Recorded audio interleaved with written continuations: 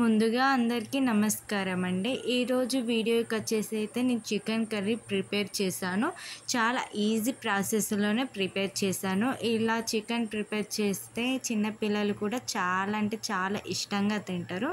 Chicken ఒకటే రకంగా కాక 2-3 రకాలుగా చేసుకుంటూ వెళ్తేనే చాలా ఇష్టపడతారు పిల్లలు కూడా. చూడండి, చికెన్ కర్రీ అయితే చాలా అంటే చాలా బాగుంది. మీరు కూడా ఒకసారి ఇంట్లో ఇలా ట్రై చేయండి. ముందుగా మన ఛానల్ ఫస్ట్ టైం చూస్తే సబ్స్క్రైబ్ చేయడం మర్చిపోకండి. ఇక్కడ చికెన్ వచ్చేసి 1 kg తీసుకున్నామండి. అండ్ చికెన్లో సాల్ట్ వేసి మంచిగా ఫ్రెష్ వాటర్తోనే క్లీన్ చేసుకుని 2 times కడగండి. అప్పుడైతే నీసు స్మెల్ రాకుండా ఉంటుందండి.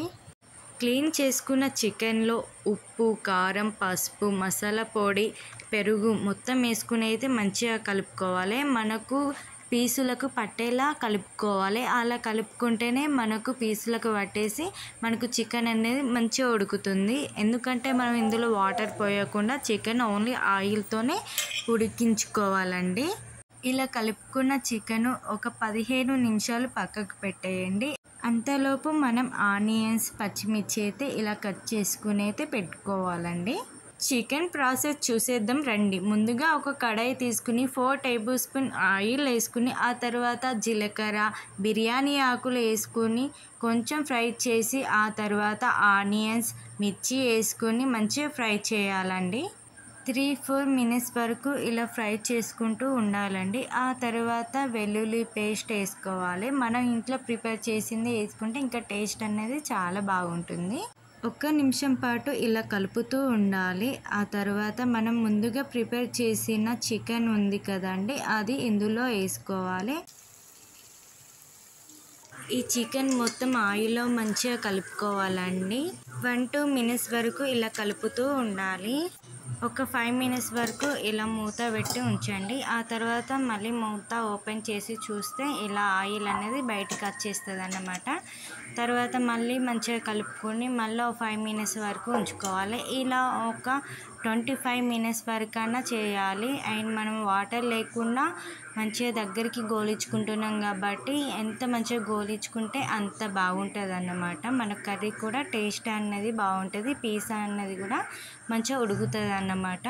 ఇక్కడనైతే నేను కుడకపోవడం అయితే కొంచెం వేసుకుంటున్నా అండి. ఒకవేళ మీకు సూప్ లాగా కావాలి అనిపిస్తే కొన్ని వాటర్ కూడా యాడ్ చేసుకోవచ్చండి. నాకు సూప్ లాగా అవసరం లేదండి.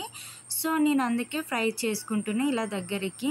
సో మీకు ఒకవేళ వాటర్ కావాలనిపిస్తే వాటర్ వేసుకుని కూడా మంచిగా దగ్గరికి చక్కగా చేసుకోవచ్చు. చూడండి, నేనైతే ఎంత దగ్గరికి చేసుకున్నానో. ఇలా ఇంకో 5 minutes ఇలా చేసుకుంటే ఇంకా బాగా వస్తుంది. టేస్ట్ కూడా చాలా బాగుంటుంది. మీరు కూడా ఒకసారి ట్రై చేయండి, ఖచ్చితంగా నచ్చుతుంది.